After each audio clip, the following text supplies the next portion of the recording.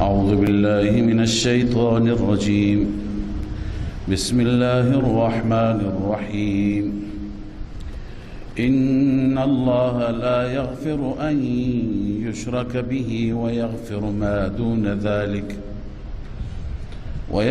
ما دون ذلك لمن يشاء ومن يشرك بالله فقد ضل ضلالا بعيدا. صدق الله العظيم. اللهم صل على سيدنا وشفينا وحبيبنا ومولانا محمد وعلى آله وصحبه وبارك وسلم.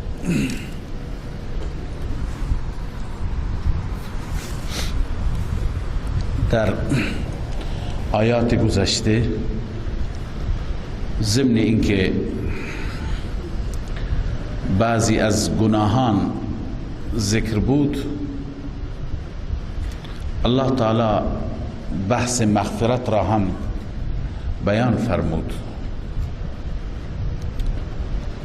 خدای عزوجل غفور هست، ثم یستغفر الله یجد الله غفورا رحیما. خداوند غفور و رحیم هست، گناهان را می بخشد. اما یک گناهی هست که اون گناه بخشوده نمیشه و اون گناه در واقع شرک است.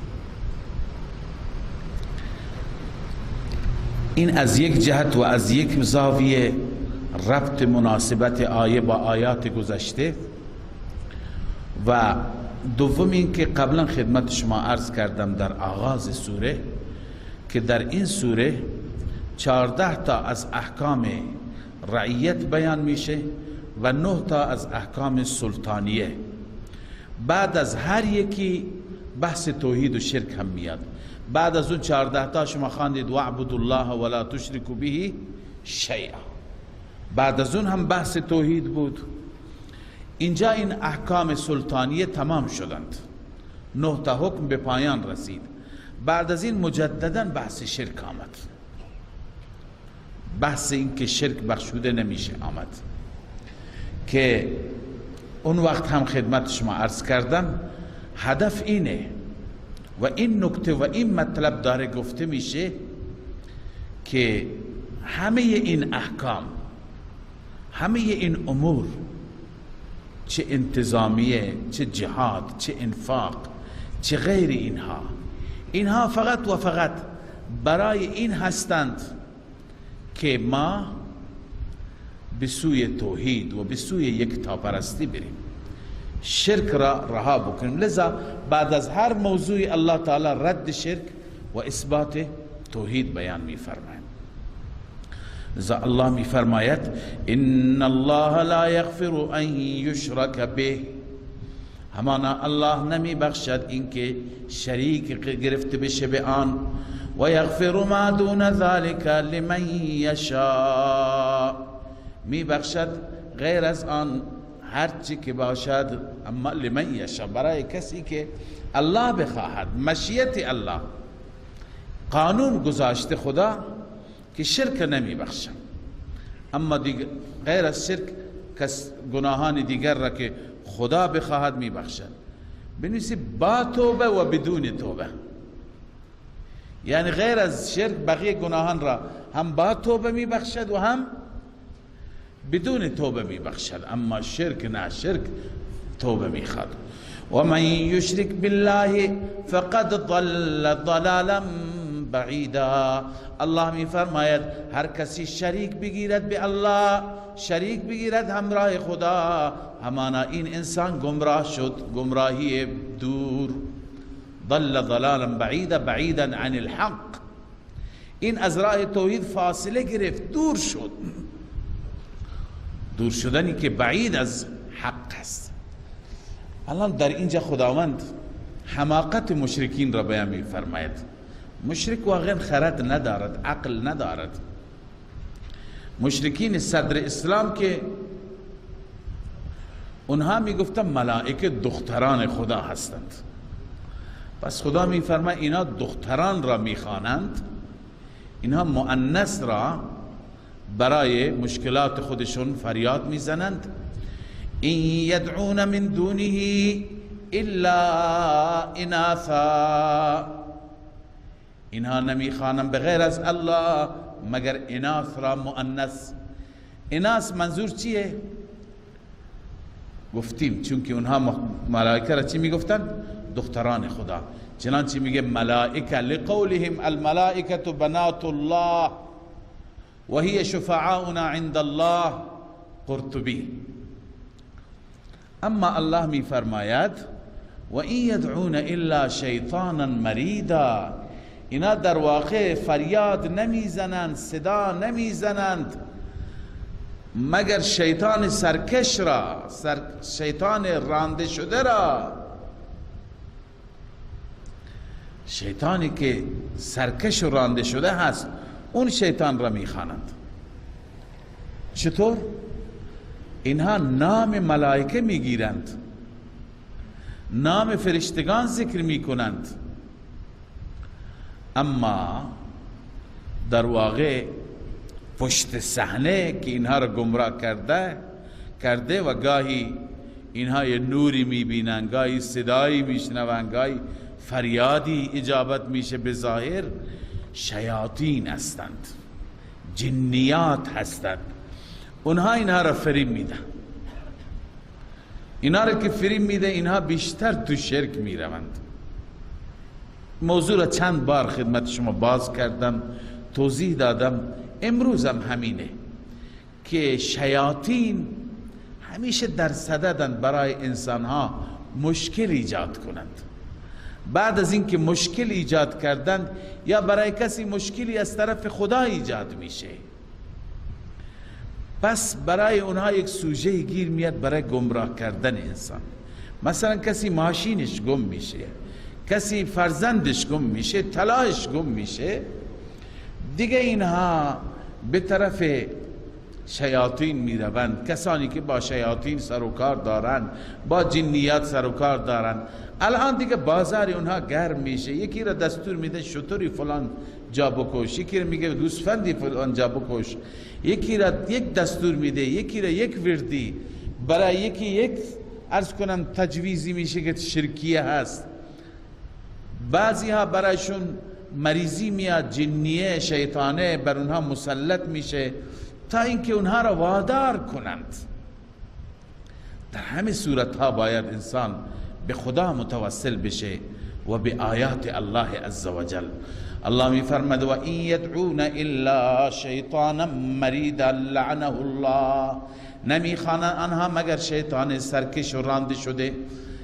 چطور شیطان را می خوانند؟ تفسیر بحر المحیط علامه اندلسی گفته یدخل فی اجواف الاصنام، شیاطین در جوف بتها می آیند، فیتکلم داعیها، کسی که اونجا میان بتها را صدا میکنن، اون قبر را، اون سنگ را، اون درخت را، از جوف او و از وسط او شیاطین باش صحبت میکنند. گاهی انسان صدایش را میشنود. لذا اینا شیاطین هستند که لعنت کرده الله او را، شیطان را. وقال لأتخذن من عبادك نصيبا مفروضا، شیطان اونجا به وقت لعنت گفت. چی گفت؟ گفت من راندی، من بیرون کردی از بهشتت، سوگند به ذات تو که میگیرم. لام لام تأکید، نون تأکید، لام تأکید و نون تأکید به معنی قسم است. سوگند به ذات تو که میگیرم از بندگانت بخش تعیین شده ای را. نصیبا مفروضا ای نصیبا متعینا، بخش تعیین شده ای از بندگانت به طرف خودم میبرم، به طرف جهنم میبرم. چه کار میکنم؟ این تفصیل نصیب. ولا اضلنهم، البته حتما آنها را گمراه میکنم. ولا امنینهم، حتما آنها را من آرزو میدم، امید میدم، نسبت به آینده اونها را امیدوار میکنم. ولا آمرنهم، آنها را دستور میدهم، فلیبتکن آذان الانعام، آنها قطع کنند گوش های چارپایان را. گوش شتر را میبرد، گوش گوسفند را میبرد، میبرد، میگه این خیرات سلطان است، این خیرات مزار است، آستانه است.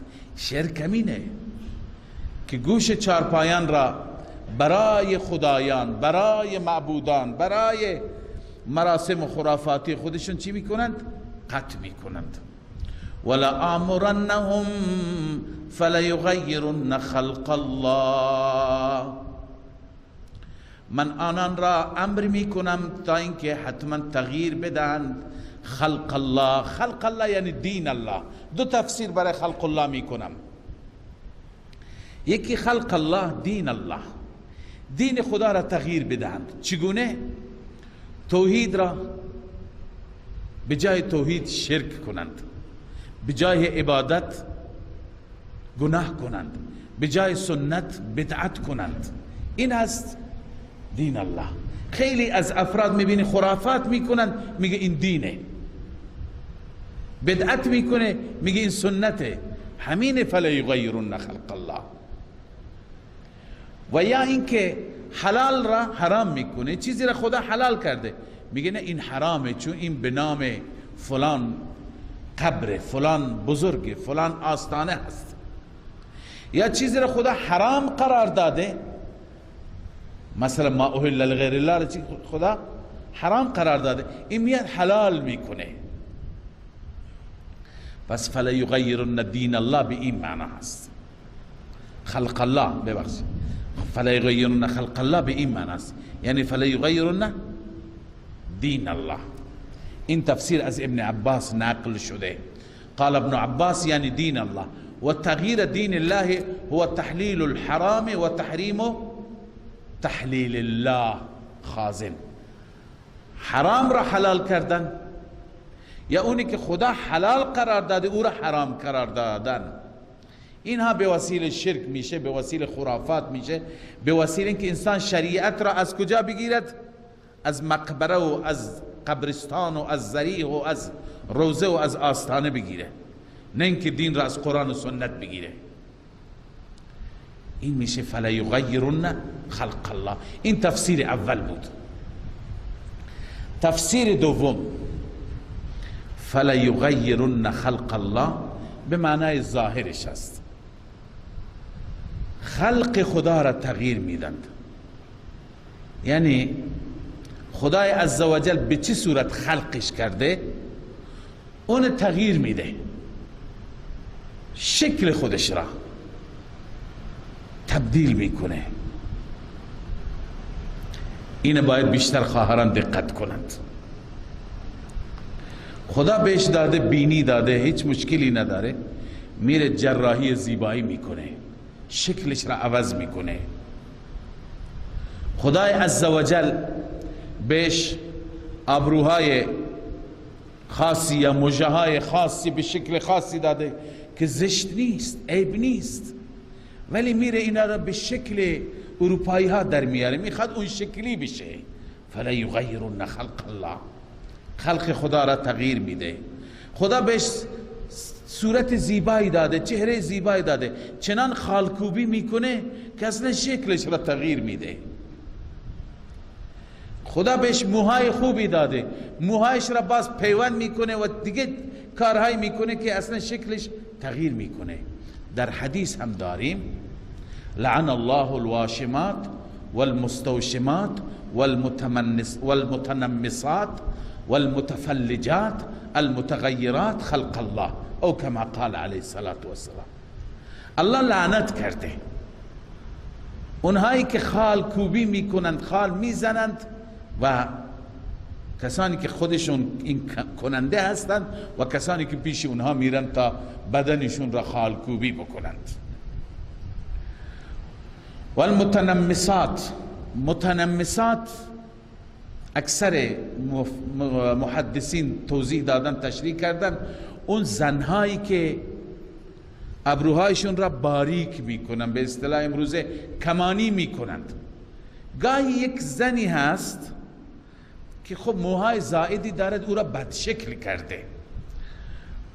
علما اجازه دادند، گاهی مثلا طوری هست که به شکل سبیل هست، به شکل ریش هست، اجازه دادند که یه مقداری که از اون حد بدشکلی در بیاد اصلاح بکنه، اما نه، میگیرد چنان میکند که شکل خودش را کلا تغییر میده. ببینی نمیشناسی اون آدم دیروزی هست.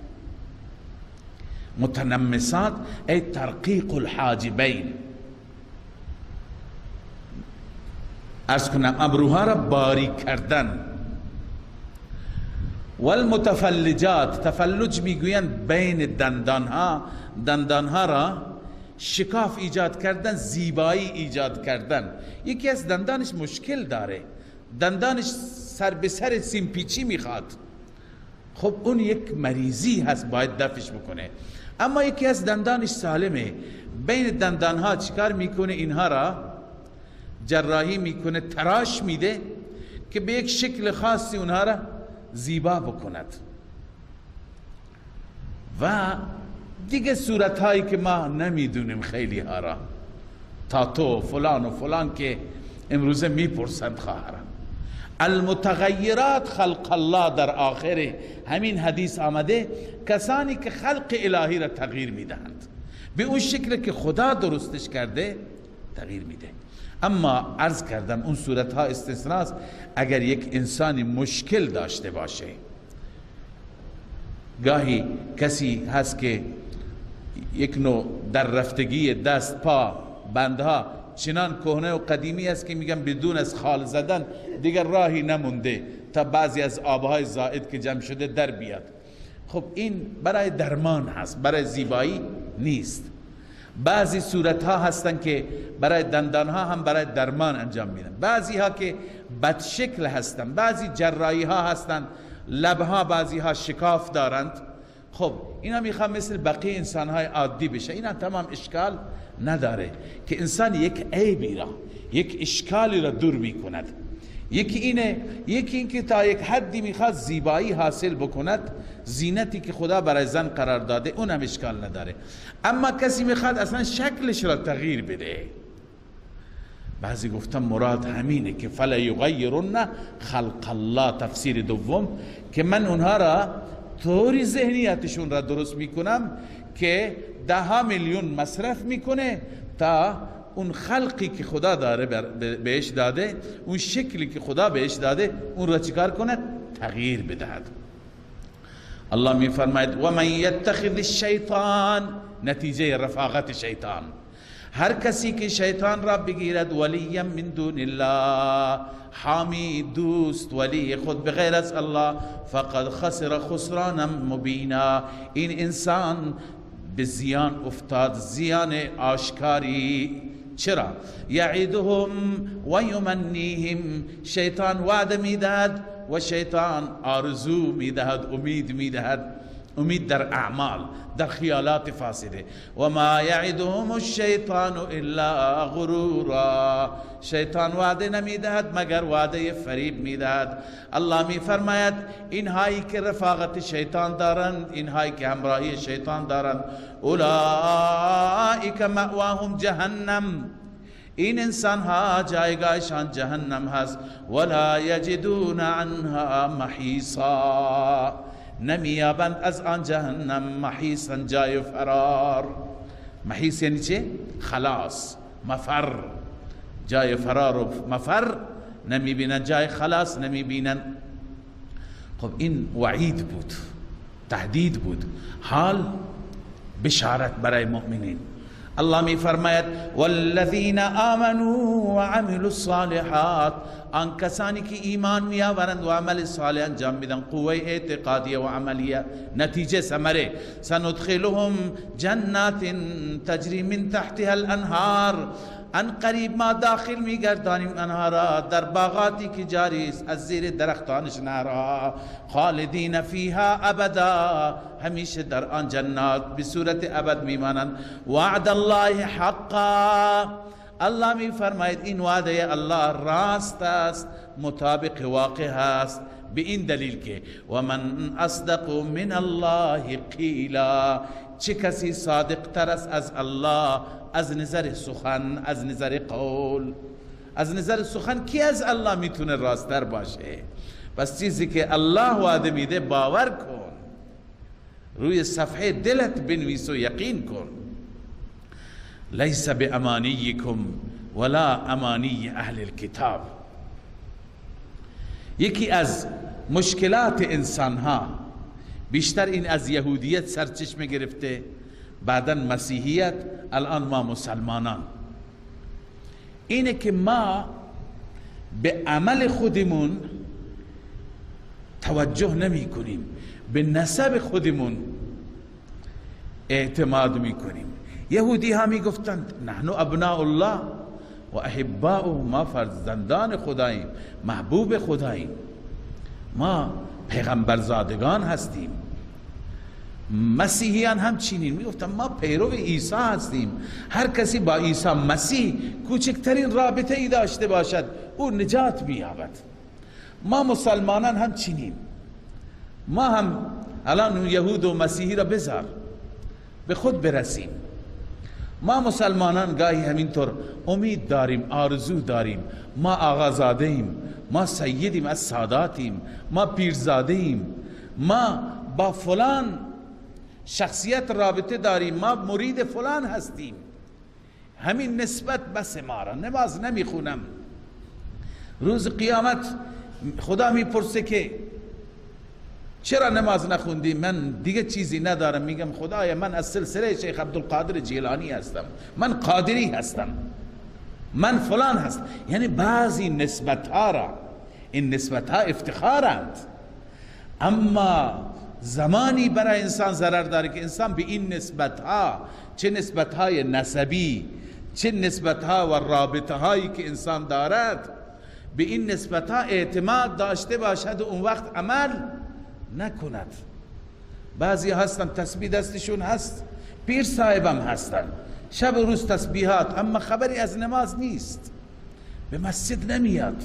میگه شما با کار ما کار ندارید، ما در یک عالم دیگه هستیم. این شیطان بیچاره تو رو فریب میده. نماز نمیخونی. رسول الله صلی الله علیه و سلم که سید اولاد آدم است، الله می فرماید تا دم موت نماز بخوان، واعبد ربک حتی یأتیک الیقین. آخرین لحظات هست، نمیتونه بلند بشه، 2 نفر میگیرن کش میخوره تا مسجد میره، نشسته نماز میخونه. اما به امت داره نشان میده که نماز هر کسی باشی، دارای هر جایگاهی باشی، تا جایی که میتونی برو به مسجد نمازت را بخون. تو ذکر میکنی، خوشی که من ذکر میکنم، جایگاهت از رسول الله بالاتر، العیاذ بالله. لذا الله اینجا در این آیه میفرماید بر آرزوها و تمناهای تو خالی و خیالات فاسده دل نبندید.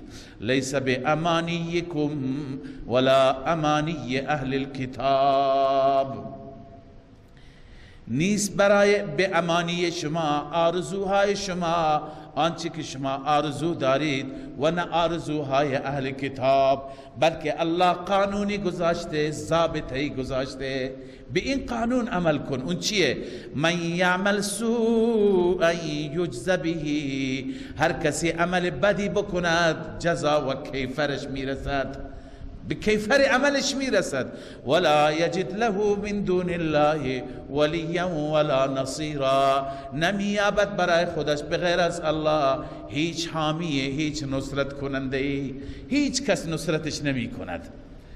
یعنی اگر بد کردی بد میبینی، اگر نیک کردی خوب میبینی. و من یعمل من الصالحات، هر انسانی مدار نجات عمل خودت هست، پدر بزرگت، جدت، نسبت نیست.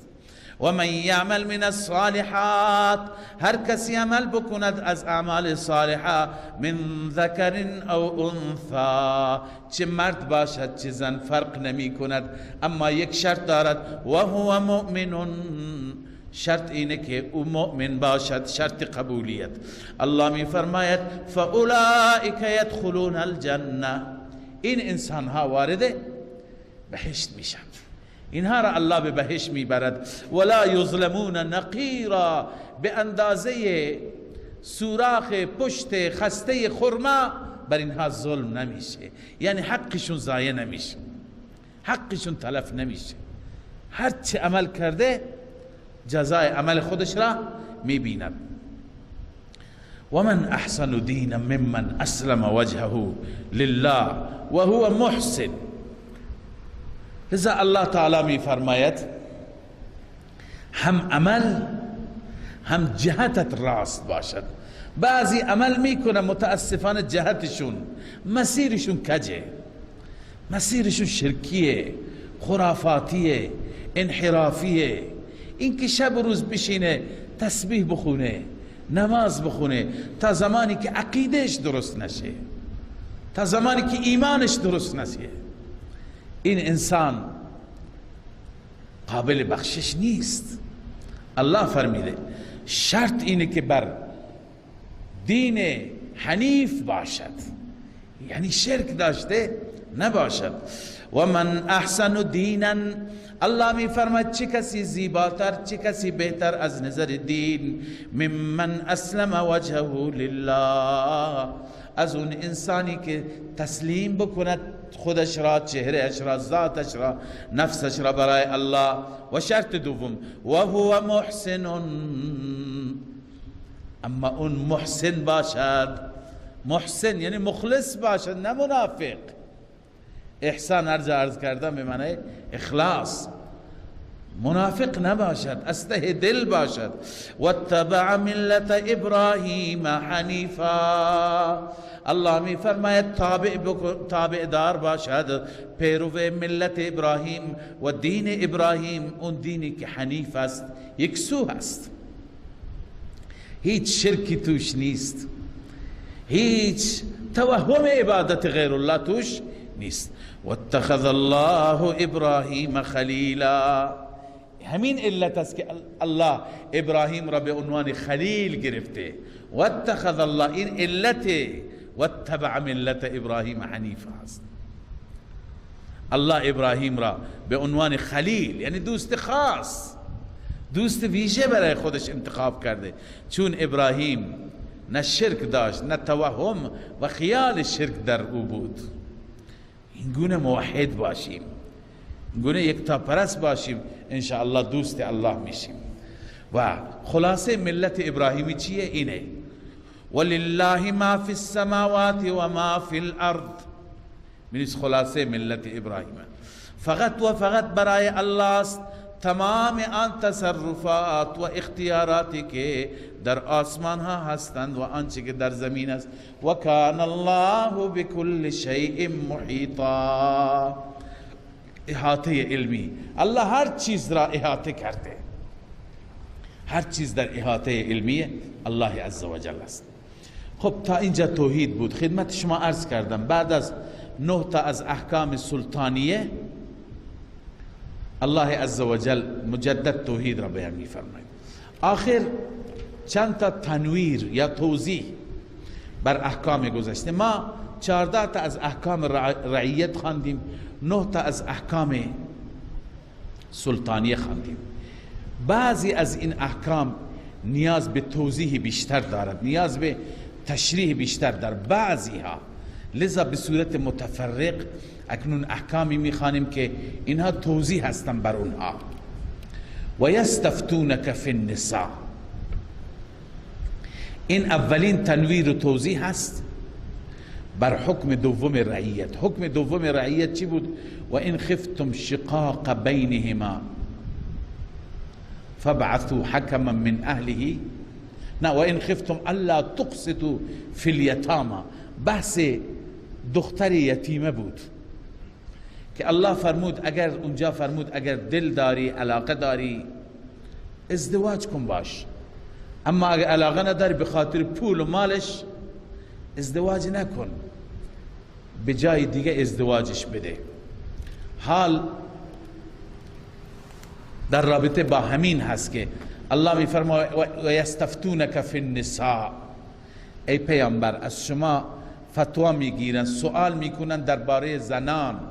قل الله یفتیکم فیهن، بگو الله درباره اینها هم شما را فتوا میده، یعنی پاسخ میده، جواب میده. و ما یتلی علیکم فی الکتاب،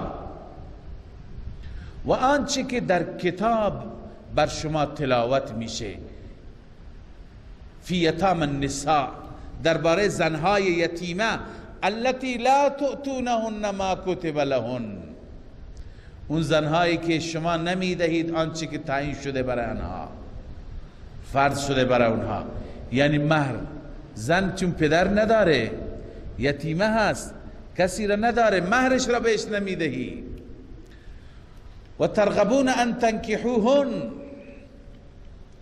و علاقه دارید، رغبت دارید که نکاحشون بکنید، بنویسید به دلیل مال یا به دلیل جمال، یا مال داره یا جمال داره، زیبایی داره، میخوای عقدش کنی اما مهر نمیدی. والمستضعفین من الولدان، و همچنین بچه هایی که ضعیف هستند، نادار هستند، ناتوان هستند، درباره اینها خداوند، کسانی که یتیم پسر بچه اند، مالشون در دست شماست، درباره همه اینها شما را خدا فتوا میده، جواب میده، پاسخ میده. اون چیه؟ اون این است که و ان تقوموا للیتامی بالقسط، این که شما به قسط و به انصاف درباره یتیم ها قائم بشید، یعنی قسط را، انصاف را برپا کنید، منصف باشید، ظلم نکنید، تعدی نکنید، حقشون را پایمال نکنید. و ما تفعلوا، این ترغیب به تعمیل است. خدا میگه که اگر تو پایمال کردی میدونی که خدا خبر داره. خدا خبر داره یعنی چه؟ یعنی به جزای عملت میرسونه، خبر تو خالی نیست، خبری که پشت سرش چی دارد؟ کیفر دارد. و ما تفعلوا من خیر، اگر خیر انجام بدی، هر خیری، فإن الله كان به علیما، بدون شک الله به آن علیم هست، به آن آگاه هست. اون وقت الله تعالی پاداش نیک بهت میده. و این امرأة خافت من بعلها نشوزا او اعراضا، این تنویر دیگه هست، توضیح دیگه هست بر یکی دیگر از احکام رعیت که غالبا 14مین حکم بود. و این خفتم شقاق بینهما، زن و شوهر با هم چی داشتند؟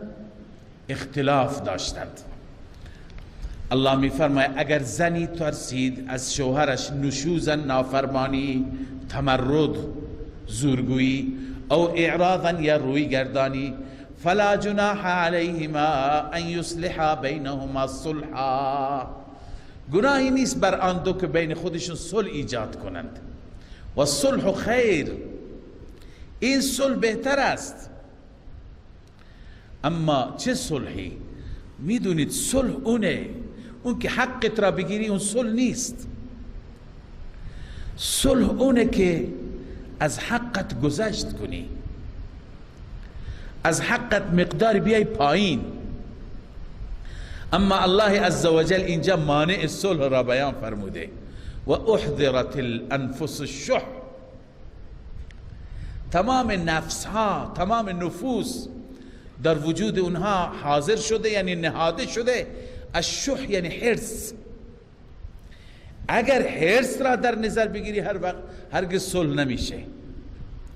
چون حرص میگه من تمام مالی که حقم هست یک کرشی هم کم نکنم، همه را بگیرم.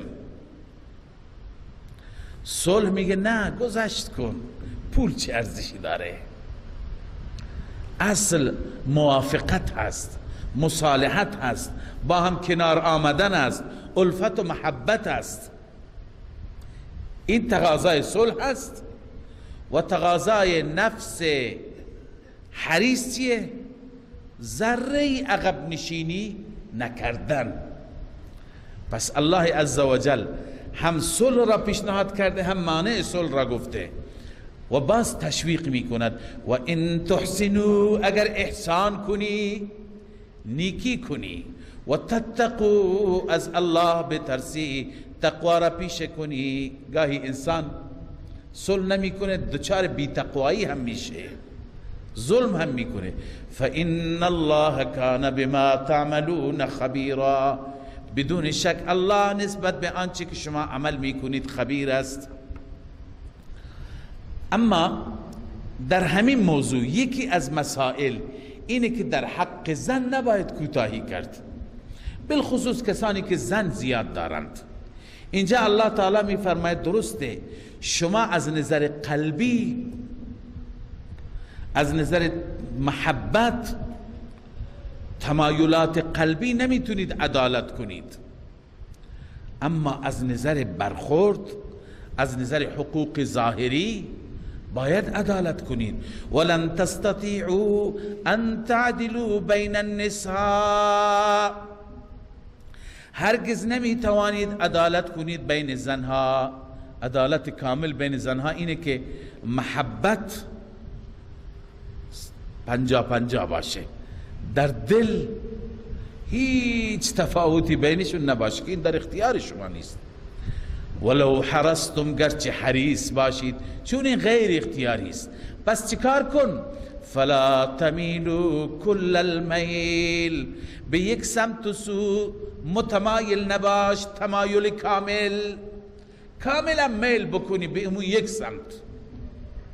همه خورد و خوراکت، همه کارهایت، همه امورت همون جا یک جا باشد و اون یکی دیگه فتذروها کالمعلقه، او را بگذارید مثل معلقه، مثل آویزان، یعنی بلا تکلیف. اون بلا تکلیفه، معلوم نیست شوهر داره یا نداره، نه پیش او سر میزنه، نه بهش رسیدگی میکنه از نظر هزینه، از نظر لباس، از نظر نفقه. لذا اون معلقه هست و همه هم مغم به یک سمت و به یک سو. الله میفرما اونطور که نمیتونی محبت را تقسیم بکنی 50-50، اینطور هم نکن. این که در اختیار خودت است. نوبتش را رعایت کن، خرج و مخارجش را رعایت کن، لباس و خوراکش را رعایت کن، این حداقل رعایت کن. و ان تصلحوا و تتقوا، اگر شما صلح کنید در رابطه با گذشته و حال، صلح اینه که درباره گذشته هر چی کوتاهی بوده عفو بشه، جبران بشه و از این به بعد کوتاهی نشه و از الله بترسید. فإن الله کان غفورا رحیما. تتقوا بنیسه فی الاستقبال، تصلحوا ماضی و حال، یعنی درباره گذشته و حال صلح کنید، درباره آینده از خدا بترس. پس این و خدا میبخشه. فإن الله کان غفورا رحیما. به درستی الله غفور و رحیم است. اگر این زن و شوهر از هم دیگه جدا شدن، سازگاری نداشتن، باز هم بهتر از این که حقی پایمال بشه. الله میفرماید که گاهی انسان فکر میکنه این زن که جدا بشه از گرسنگی میمیره. الله میفرماید رزق و روزی به دست شوهر نیست، به دست من است. و این یتفرقا، اگر از هم دیگه جدا بشند، یغنی الله کلا من سعته، هر یکی را الله از وسعتش، از اون خزانه وسیعش مستغنی می کند. و کان الله واسعا حکیما، الله دربارش وسیع است، خیلی دارد. خیلی دارد چرا؟ به همه نمیده. حکیما، حکمت کارهایش هست. الله میدونه به کی بده به کی نده. لذا سر نشکنید اگر به کسی نرسید. الله تقسیم کرده، حکمت را رعایت میکند. ولله ما فی السماوات و ما فی الارض. این هم تخویف اخروی هست و هم دلیل وسعت است. وسیع، چون که همه آنچه که در آسمان و زمین هست همه مال الله، اختصاص به الله دارد.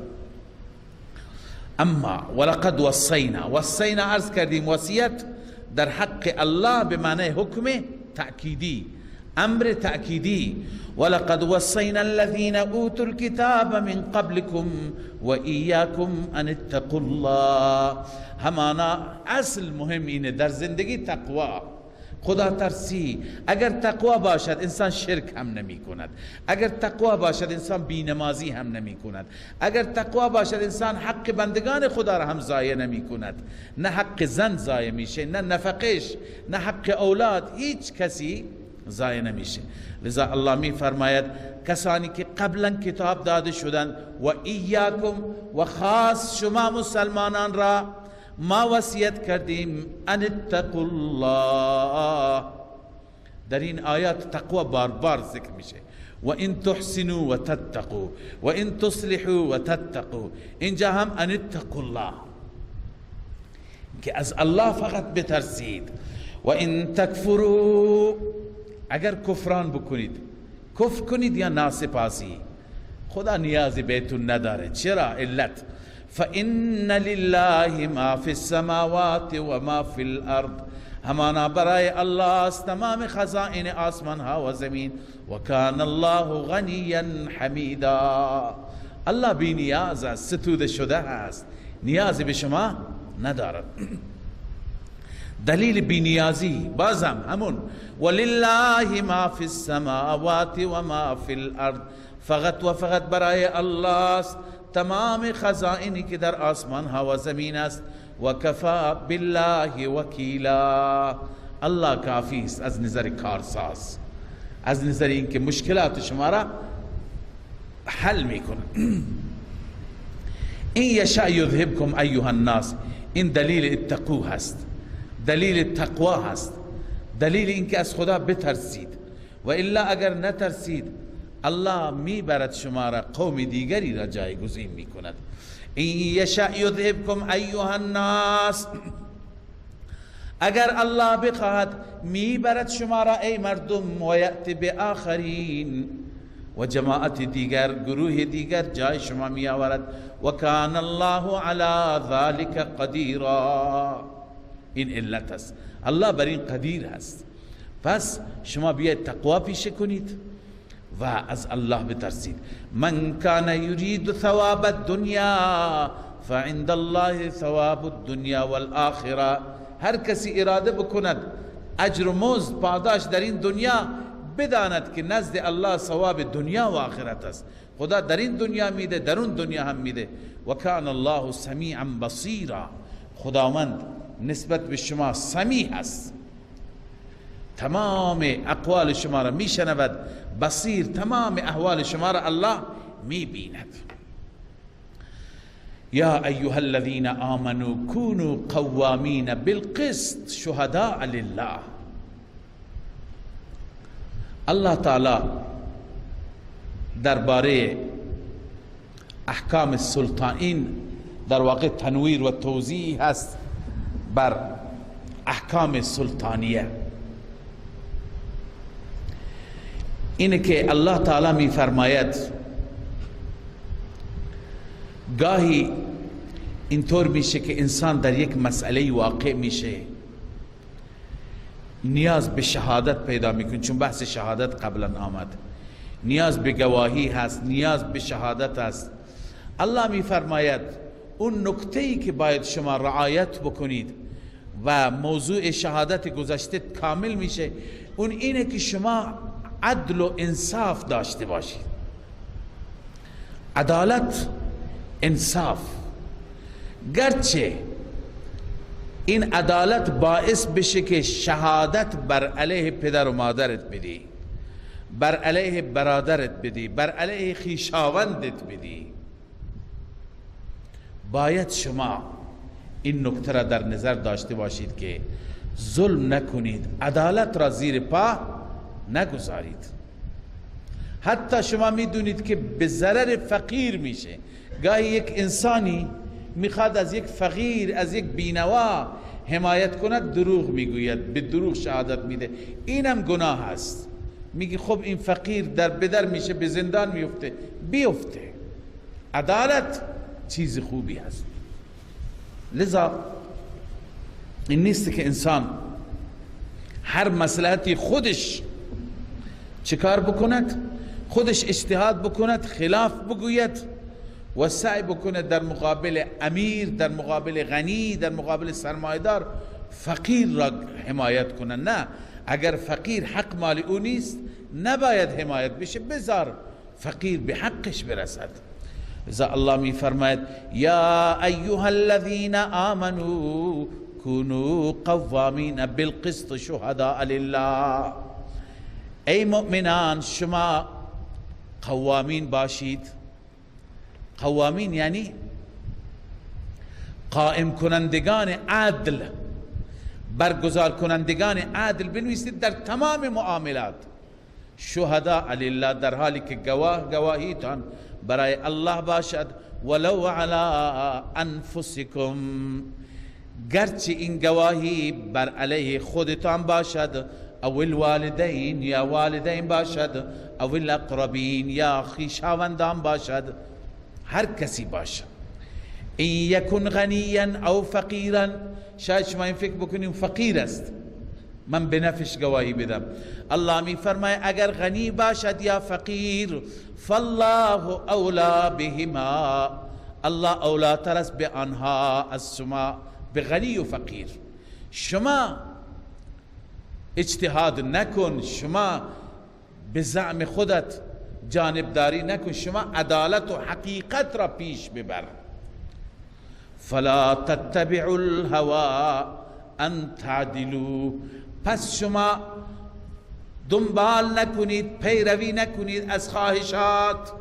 ان تعدلوا یعنی من ان تعدلوا، از اینکه عدول کنید از عدالت، از اینکه عدول کنید از قسط. و ان تلووا او تعرضوا، اگر شما زبان خودتون را بگردانید یا اعراض کنید، فإن الله كان بما تعملون خبيرا، بدون شک الله تعالی به آنچه که شما عمل میکنید خبیر هست، خبر دارد. بله، حال در پایان این احکام رعیت و احکام سلطانیه چند تا زجر و توبیخ بر کارشکنان. کارشکنها کی بودند؟ منافقین.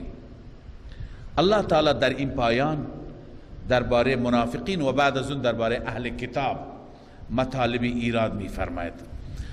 الله می فرماید یا ایها الذین آمنوا بالله و رسوله، ای کسانی که ایمان آوردید. ایمان به چی؟ با زبان، بنویسی باللسان.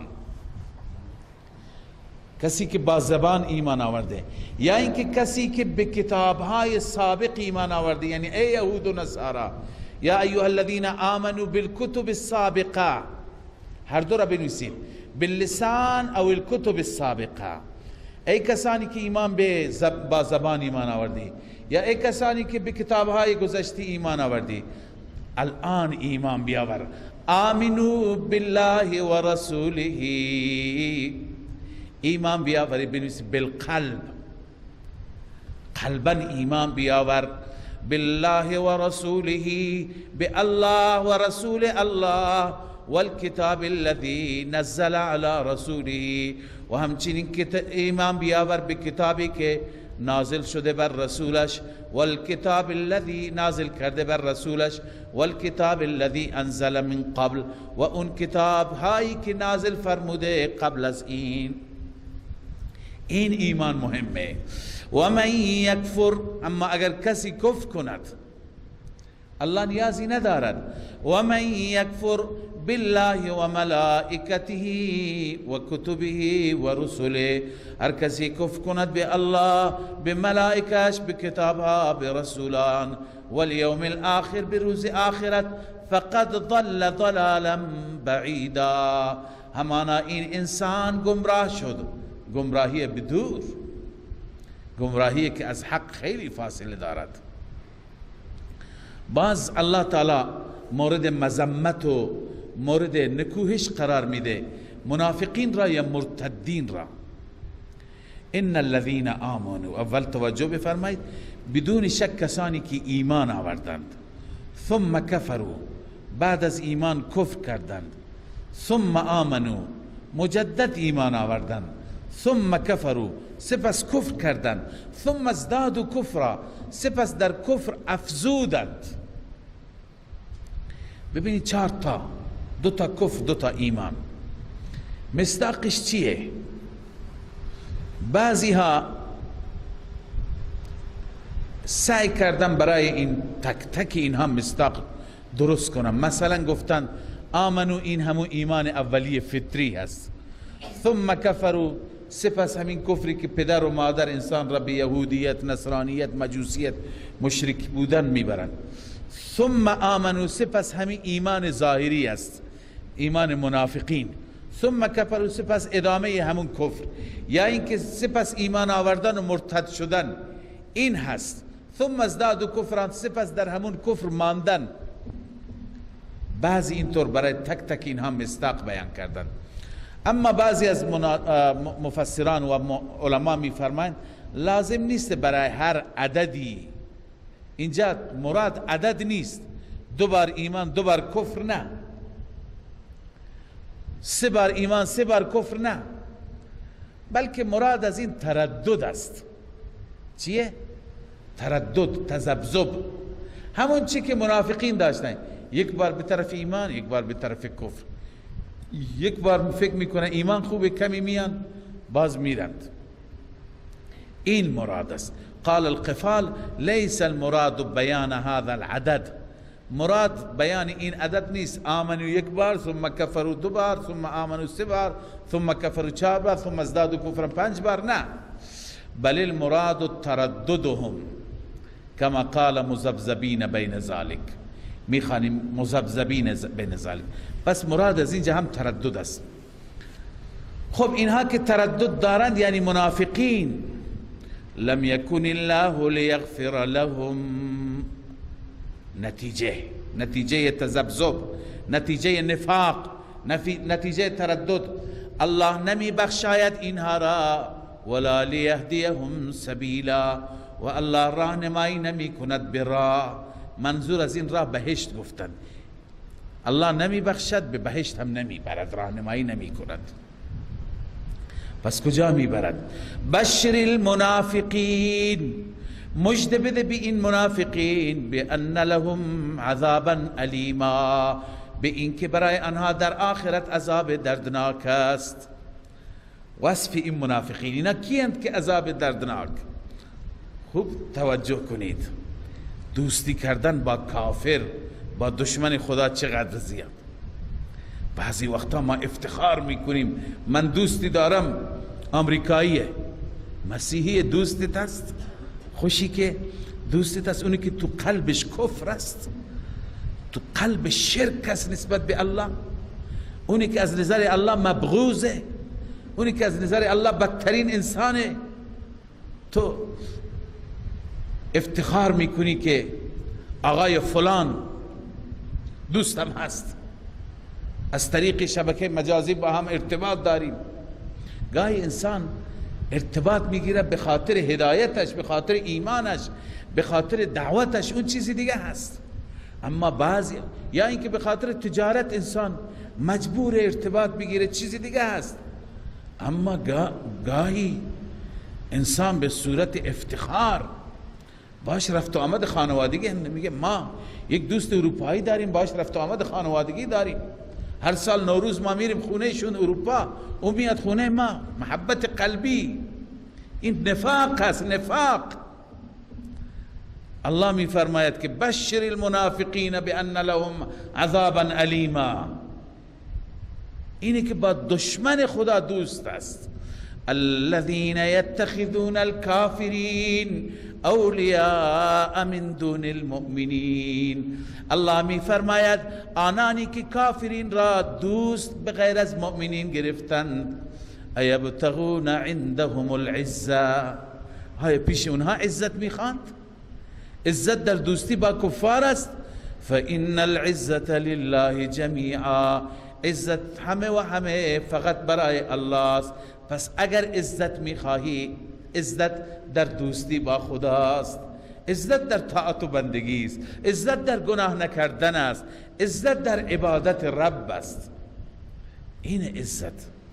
وقد نزل عليكم في الكتاب ان اذا سمعتم آیات الله، بالخصوص کفاری که اونها به آیات الهی تمسخر میکنند، استهزا میکنن. بعضی از مسلمانان اینقدر بی غیرتند که نسبت به قرآن تمسخر میشه، نسبت به پیغمبر میشه، نسبت به صحابه میشه، میخندن، سرشون را پایین میگیرن، میخوان دوستی خراب نشه. الله میفرماید وقد نزل علیکم فی الكتاب ان اذا سمعتم آیات الله. در کتاب در سوره انعام انشاءالله میخوانیم این مطلب را. الله میفرماید من در کتاب به طرف برای شما نازل کردم، به شما گفتم، دستور دادم ان اذا سمعتم، این مطلب که هرگاه شما شنیدید آیات الله، آیات الهی را که یکفر بها و یستهزأ بها، به اون آیات کفر میشه، تمسخر میشه. در مجلسی نشستی به آیات الهی مسخره میشه، به دین خدا، به احکام. گاهی اهل حق را مسخره میکنند، اهل دین را، اهل جهاد را، اهل دعوت را. وقتی که میبینی مسخره میکنند فلا تقعدوا معهم، با اونها ننشین، حتی یخوضوا فی حدیث غیره، حتی که وارد بشن در سخن دیگر. یعنی اگر میتونی موضوع جلسه را عوض کن، سمت سوی دیگه ببر، نگذار بیشتر اینا تمسخر میکنند. اون وقت بشین. اگر نتونستی ننشین، اگر نشستی و گوش کردی اونها مسخره میکنند دینداران را، قهقه میزنند، ریش را مسخره میکنند، سنت را مسخره میکنند، علم را مسخره میکنند. ننشین، انکم اذا مثلهم، شما اگر نشستید مثل اونهایید. این نفاق است. اینا همه صفات منافقین. میرفتن با یهودی ها می نشستند، یهودی ها رسول الله را تمسخر می کردند، صحابه را مسخره می کردند، می گفتند هر یکی برای هر یکی یک لقبی، برای هر یکی یک صفتی. اینا هم باشون می خندیدن. الله می فرماید شما از اونها هستید. ان الله جامع المنافقین والکافرین فی جهنم جمیعا. الله همه منافقین، همه کافرین را در جهنم جمع می کند. شما که با اونها قهقه میزنی بر علیه رسول الله، بر علیه صحابه، بر علیه اسلام، بر علیه قرآن، همه جایتون یک جا هست، همه در جهنم تشریف دارید. الذین یتربصون بکم. وصف چهارم منافقین، اینا اوصاف منافقین بودن. کسانی که همواره در انتظارن برای شما. انتظار چی؟ بنویسین نزول حوادث. همواره در تربصن، در کمینن، در انتظارن که برای شما حادثه اتفاقی بیفتد. اما گاهی میبینیم حادثه خوشی میفته. فَإِن كَانَ لَكُمْ فَتْحٌ مِّنَ اللَّهِ، بعد از انتظار اگر فتحی برای شما، غنیمتی برای شما به دست بیاد، قالوا الم نکم معکم، میگن مگه ما با شما نبودیم؟ یعنی سهم ما چی؟ و این کان للکافرین نصیب، اما اگر برای کافرین سهمی باشد، یعنی جنگ به نفع کافرین تمام بشه، شما ضرر کنید، شما شکست بخورید، قالوا الم نستحوذ علیکم و نمنعکم من المؤمنین، میگه آیا ما بر شما مگر مسلط نبودیم و شما را از مؤمنین باز نداشتیم؟ به کافرین میگه الان اونجا سهم خواهی میکنند. ما نبودیم همه اسرار را گفتیم، همه اخبار را آوردیم، همه چیز را به شما گفتیم، الان چرا ما را فراموش کردید؟ الله میفرماید این منافقینی که این گونه هستند، فالله یحکم بینکم یوم القیامه، نتیجه اخروی، خداوند در روز قیامت داوری میفرماید، حکمیت و قضاوت میفرماید. ولن یجعل الله للکافرین علی المؤمنین سبیلا، اما اینجا تسلی برای مؤمنان. منافقین 100 بار که با اونها باشند بر علیه شما نمیتوانند غلبه پیدا کنند، هرگز قرار نمیدهد الله برای کافرین بر مؤمنین سبیلا، راهی برای تسلط، برای غلبه، برای موفقیت. وصف پنجم منافقین، گفتیم در اینجا زجر بر منافقین است. ان المنافقین یخادعون الله و هو خادعهم، همانا منافقین در اظهار ایمان، به زعم خودشان خدا را فریب میدهند، در حالی که و هو خادعهم، خدا اونها را فریب میده. ما در ابتدا خواندیم که خداع نسبتش به الله باشه یا استهزاء نسبتش به الله باشه یعنی چه؟ در اول سوره بقره یک توجیهش این بود که و هو خادعهم، یعنی خدا جزای این خداع را بهشون میده، به کیفر اعمالشون میرسونه. و یک توجیه دیگه این که خداوند عزوجل مثل اونها با اونها برخورد میکنه، جواب ترکی به ترکی، و مکروا و مکر الله. لذا الله مثل خودش، اونا فکر میکنه الله نمیدونه، الله هم به اونها امنیت میده، میگه بذارید تو نماز باشن، بهشون غنیمت برند کم کم به طرف کفر. آخر الله تعالی به درک اسفل اونها را میفرسته، در پایین هست. و اذا قاموا الى الصلاة، وصف دیگری منافقین، الله پناه بده. ببینید در نماز سست نباشیم، هر کسی یک صفتی از این صفات باشه، یک صفتی از صفات نفاق درونش هست. و اذا قاموا الى الصلاة قاموا کسالا، هرگاه برمیخیزند به سوی نماز، برمیخیزند بلند میشن کسالا، با کسالت. البته کسالت تا کسالت داریم اینجا نیست به دلیل عدم اعتقاد. امکان داره گاهی کسالت ما به خاطر خواب باشه، به خاطر پرخوری باشه، به خاطر تنبلی باشه، لذا فرق میکنه با اون کسالتی که به خاطر عدم اعتقاد باشه. یه چیزی را انسان اعتقاد نداره 2 ساعت 3 ساعت میسته، خیلی سخت میشه. یراؤون الناس، وصف هفتم، نشان میدن به مردم، وصف هشتم، ولا یذکرون الله الا قلیلا، الله را یاد نمی کنند مگر اندک. حتی اینجا گفتن این همون وصف هفتمه، در همون نماز هم خدا را یاد نمی کنند، فقط ایستادن مگر اندک الله اکبر چیزی میگن. مذبذبین بین ذالک، این وصف هشتم، بین اینها مذبذبند، تذبذب دارند، تردد دارند، شک دارند.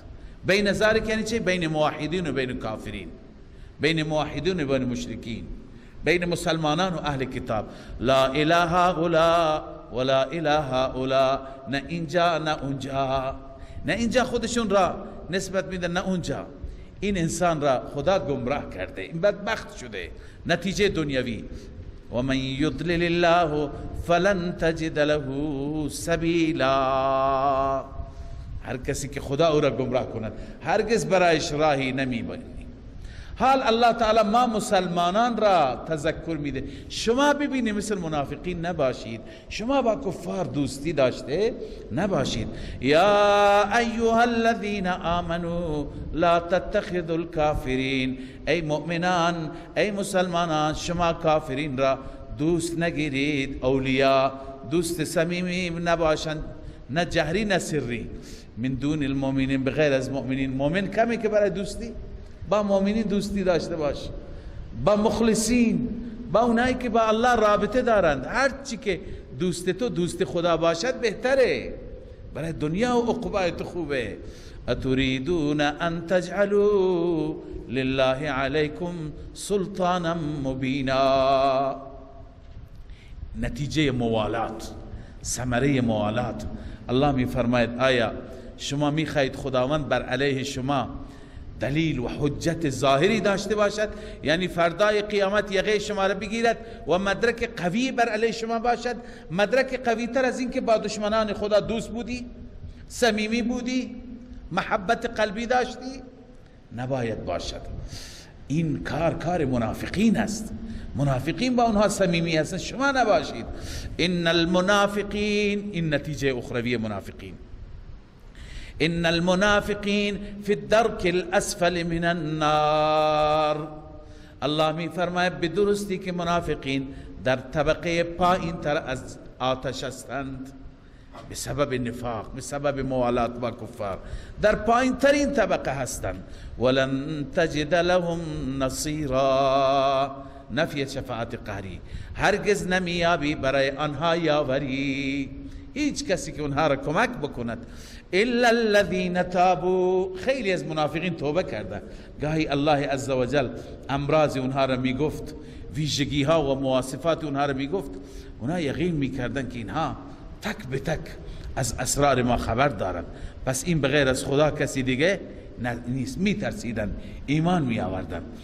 الا الذين تابوا، الله استثناء می کند، مگر کسانی که توبه کردند و اصلحوا، توبه کرده از نفاق و کفر، اما شرط توبه اینه و اصلحوا، بعد از اون اصلاح، و اعتصموا بالله، و به ریسمان الهی چنگ زدند، محکم گرفتن قرآن را. اعتصام بالله اعتصام بحبل الله. و ما خواندیم حدیث شریف بود که حبل الله الممدود من السماء الى الارض هو کتاب الله، او کما قال علیه السلام. حبل الله که از آسمان تا زمین طول دارد این کتاب خداست. و اعتصموا بالله یعنی بعد از اون به ریسمان الهی چنگ بزنن. و اخلصوا دینهم لله، خالص بکنن دینشان را برای الله، یعنی از نفاق و از ریا خارج بشند. فاولئک مع المؤمنین، نتیجه تائبین، نتیجه توبه، نتیجه رجوع الی الله. الله می فرماید اینها با مؤمنینند. با مؤمنین در کجا؟ یا در درجات یا در بهشت، همون درجات بهشت، هر دو یکی. اینا در درجات بهشت همراه مؤمنین خواهند بود. خداوند عزوجل گذشته اونها را پاک می کند. و سوف یؤتی الله المؤمنین اجرا عظیما، مگر مؤمنین کجا هستند؟ که اونها با مؤمنینند. الله می فرماید ان قریب الله به مؤمنین، به بندگان مخلصش اجر عظیم و پاداش عظیم می دهد. ما یفعل الله بعذابکم ان شکرتم و آمنتم. سبحان الله. الله عزوجل چقدر رحیم است، چقدر رؤوف است. بعد از اینکه ترغیب میده به سوی توبه، الله می فرماید به من از عذاب شما چه میرسد؟ من بخواهم شما را عذاب بدهم، به خدا چه میرسد؟ پس بهتر نیست شما توبه کنید، شما رجوع الی الله کنید تا از عذاب الهی محفوظ بمانید. ما یفعل الله بعذابکم ان شکرتم و آمنتم. الله چیکار میکند با عذاب شما اگر شما بندگان شاکر سپاسگزار باشید، و آمنتم اگر شما با اخلاص ایمان بیاورید، مؤمن مخلص باشید، مؤمن واقعی باشید. اون وقت چی میشه؟ و کان الله شاکرا علیما. الله شاکر است، قدردان است. هر بنده توبه بکند، ایمان بیارد از صمیم قلب، الله قدردان است. ولی این هم بدان علیما، الله میداند، همه چیز را میداند، با اخلاصش را هم میداند، بی اخلاصش را هم میداند. صدق الله